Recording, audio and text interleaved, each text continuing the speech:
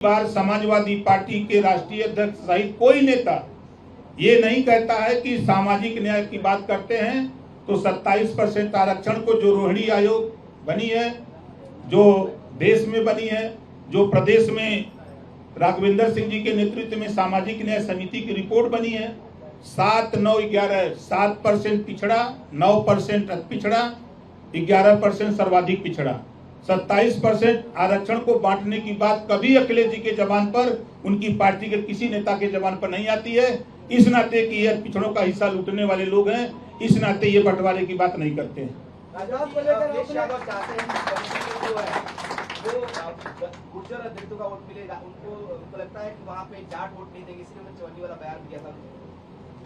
देखिए, अखिलेश यादव जी मानसिक संतुलन खो बैठे हैं। उनको पढ़ना चाहिए अपने पिताजी का इतिहास। चौधरी चरण सिंह जी ने ही नेता बनाया था माननीय मुलायम सिंह जी को। अब जिन्होंने नेता बनाया उनको आप चवन्नी बता रहे हो, आप रुपया हो गए। इतिहास पढ़ा करो तब बयान दिया करो। हम तो यही कहेंगे उनसे।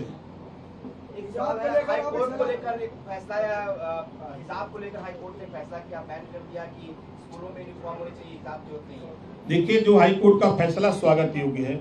शिक्षा के मंदिर में एक ही क्लास में हिंदू का अलग, इस्लाम का अलग, क्रिश्चियन का अलग, बाइबिल का अलग, अगर बच्चे अपना अपना ड्रेस पहन के आवें तो फिर ये भारत की जो नागरिकता है, जो संविधान कहता है, उस पर कुठाराघात होगा।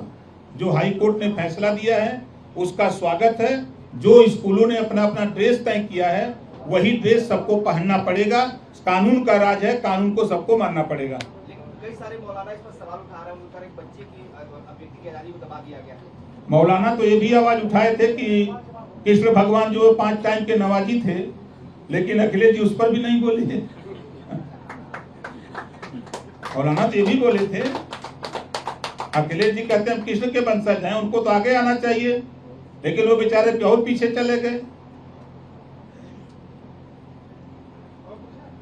मल्लिकार्जुन खड़गे ने कहा कि भारतीय जनता पार्टी आरक्षण को समाप्त करे, बैकडोर से यानी आउटसोर्स के माध्यम से वो जो है जो सामाजिक न्याय की बात कर उनको आप उनके साथ हैं। देखिए, देश के प्रधानमंत्री माननीय नरेंद्र मोदी जी 2024 के चुनाव में यही भारतीय जनता पार्टी के खिलाफ, एनडीए के खिलाफ कांग्रेस, सपा, तमाम पार्टियों ने यही एक पता नहीं असली संविधान था कि नकली खाली दफ्ती लेके घूमते थे सटा के। अब वो दिखा करके कहते थे कि मोदी जी की सरकार बन गई, भाजपा एनडीए की सरकार बन गई तो संविधान खत्म, आरक्षण खत्म। और आज देश की जनता ने मोदी जी को प्रधानमंत्री बनाया और आज संविधान मोदी जी के हाथों में सुरक्षित है, आरक्षण भी मोदी जी के हाथों में सुरक्षित है।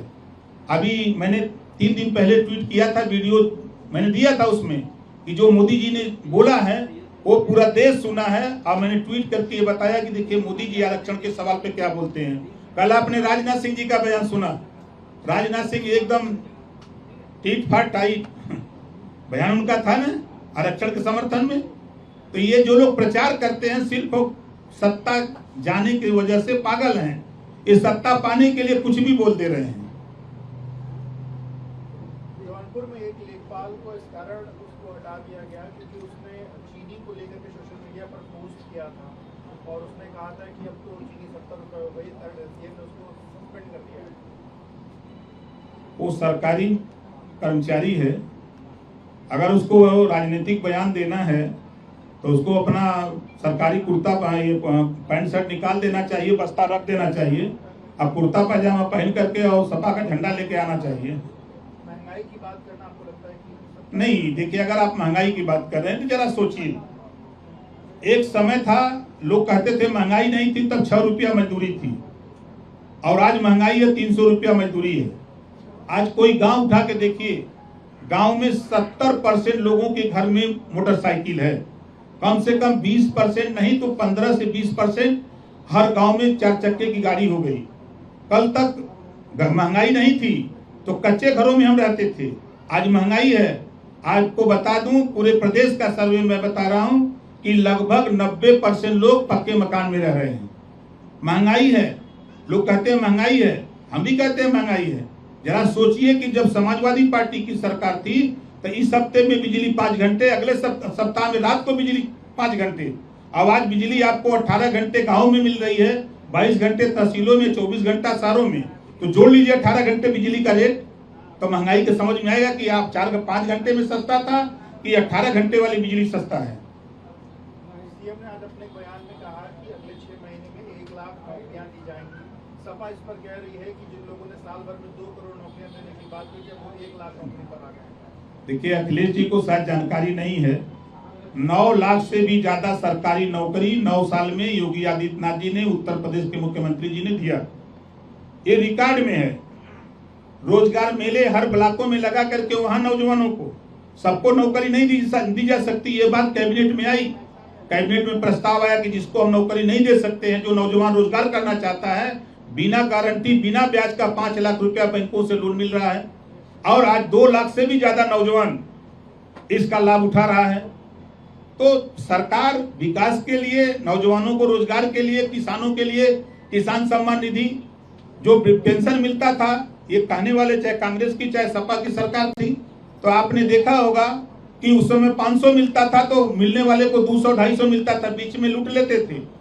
लेकिन बधाई देता हूं मुख्यमंत्री योगी आदित्यनाथ जी को, बधाई देता हूं देश के प्रधानमंत्री जी को, जो लीकेज वाले थे ऐसा फेविकोल चफनाया है ना कि सब लीकेज गायब हो गया। सीधे खाते से खाते पैसा 500 से बढ़ा के 1000 रुपया। जिस किसान को खाद बीज के लिए पैसा नहीं अटता था उसको 6000 रुपया साल में सरकार दे रही है, 12000 साल में पेंशन दे रही है। जो गरीब के पास खेत नहीं है, रहने के रोजगार नहीं है, उसको राशन दे रही है।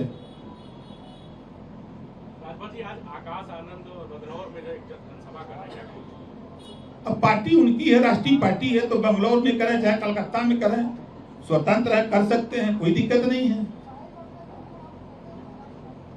ये मछली बोले कल जो बवाल होता है उत्तर प्रदेश में मछली को लेकर विवाद मचा हुआ है, बीजेपी कह रही है कि सनातन का अपमान है, जो मछली पार्टी हुई थी। देखिए, निश्चित है मछली ज्यादातर लोग खाते हैं, मैं मानता हूं, लेकिन एक परंपरा है सनातन धर्म में। जो सनातन को मानने वाले लोग हैं, सावन के महीने में 1 महीना वो नहीं खाते हैं, इस बात को सब लोग जानते हैं।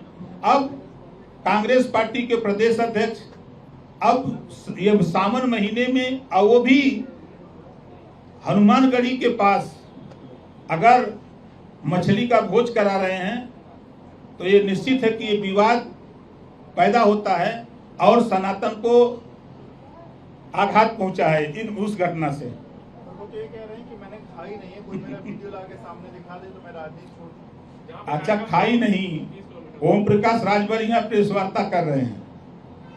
अब बनारस में रहने वाला व्यक्ति जो जागरूक है वो तो देख लेगा टीवी पर, जो सोशल मीडिया वो देख लेगा, लेकिन जो नहीं इन चीजों से संबंध रखता है उसको कैसे पता लगेगा। आखिर में ये बात उठी क्यों? ओम प्रकाश राजभर या किसी और नेता की बात क्यों नहीं उठी कि सावन में मछली खा रहे हैं, जब वो स्वीकार भी कर रहे हैं, ये कह भी रहे हैं कि हमने खाया नहीं। बस अच्छी बात, आप नहीं खाए, लेकिन भोज कराया आपने। आप ये कह रहे हो कि निषाद समाज के लोगों ने बनाया, ये बात वो कह रहे हैं कि निषाद समाज के लोगों ने बनाया, आप वहां क्यों गए? सवाल तो इस बात का। संजय निषाद कह रहा है निषाद मछली नहीं खाएगा तो कौन खाएगा? सही कह रहे हैं संजय भाई, सही कह रहे हैं, रात दिन पनिये में तो रहते हैं। आप जाइए गंगा जी किनारे, बड़े तालाब में, जलाशय में देखिए, निषाद समाज एकदम वही पनिये में रहता है।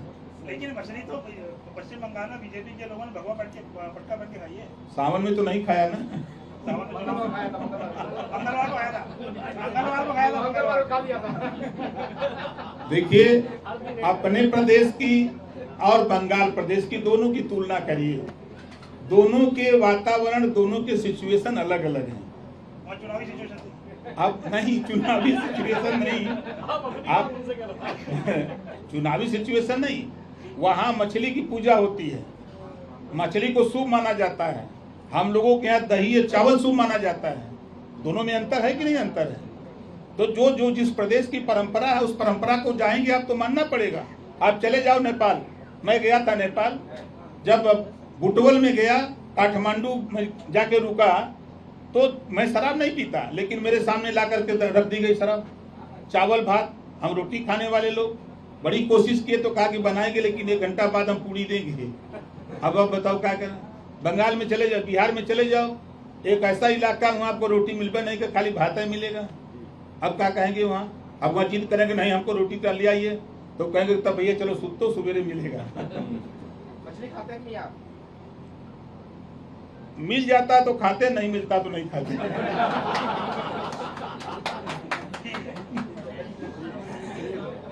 कोई प्रश्न और है? ठीक है ना। प्रश्न नहीं है आप?